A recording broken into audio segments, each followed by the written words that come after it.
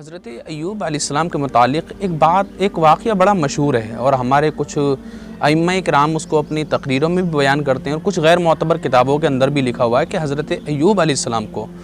کوڑ اور جذام کا مرض ہو گیا تھا۔ دیکھیے اس واقعے کا حقیقت سے کوئی علاقہ نہیں ہے اور کوڑ اور جذام کے مرض کا حضرت ایوب علیہ السلام سے کوئی تعلق نہیں ہے۔ آپ کو کبھی کوڑ کا مرض ہوا ہی نہیں تھا، آپ کو کبھی جذام کا مرض ہوا ہی نہیں تھا حضرت ایوب علیہ السلام کو، اور آپ کو کیا کسی بھی نبی کو ہو ہی نہیں سکتا۔ ہر نبی کا منصبی فریضہ ہوتا ہے کہ وہ لوگوں کو دعوت اسلام کی جانب بلائے اور اس کے لیے لوگوں کے درمیان بیٹھنا، ان سے بات کرنا، ان سے مشورے کرنا، ان کے درمیان اپنے آپ کو پروف کرنا، یہ ضروری ہوتا ہے، خود کو ثابت کرنا ضروری ہوتا ہے۔ اور کوڑ اور جذام کا جو مرض ہے ایک ایسا مرض ہے کہ اس کے مریض کو لوگ نفرت کی نظروں سے دیکھتے ہیں، پاس بیٹھتے نہیں ہیں، بات نہیں کرتے ہیں، اس سے ملاقات نہیں کرتے ہیں، اور جب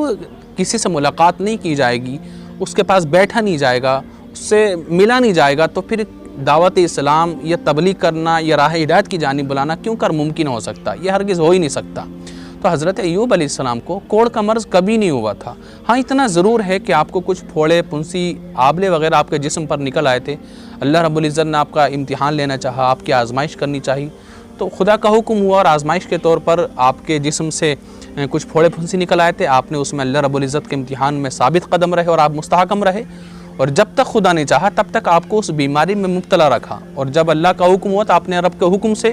اور خدا کی مرضی سے آپ نے اللہ رب العزت کی بارگاہ میں دعا کی کہ انی مسنی الضر وانت ارحم الراحمین، میرے رب مجھے سخت تکلیف پہنچی ہے، مجھے سخت پریشانی، سخت تکلیف پہنچی ہے، اور تو ارحم الراحمین ہے، بڑا مہربان ہے، بڑا رحم کرنے والا، لہذا میرے حال زار پر بھی رحم فرما۔ تو اللہ رب العزت کی رحمت کو جوش آیا اور اللہ رب العزت نے آپ کو حکم دیا اور آپ نے خدا کے حکم سے زمین پر اپنی ایڑی ماری۔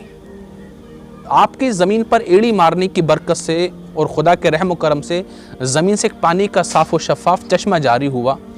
آپ نے اس میں غسل فرمایا، اور غسل فرمانے کی برکت سے اللہ رب العزت نے آپ کے جسم کو صحت یابی اور تندرستی عطا فرمائی، اور جو بیماری آپ کے جسم میں پھوڑے پھنسی اور آبلے وغیرہ کی ہو گئی تھی وہ ختم ہو گئی، اور اللہ رب العزت نے آپ کو حسن عطا فرمایا، خوبصورتی عطا فرمائی، اور آپ کی جو بیماری تھی وہ ختم ہو گئی۔ لہذا حضرت ایوب علیہ السلام کا اس بیماری سے کوئی تعلق نہیں ہے۔ آپ کو کوڑ یا جذام کا مرض نہیں ہوا، کسی بھی نبی کو نہیں ہو سکتا۔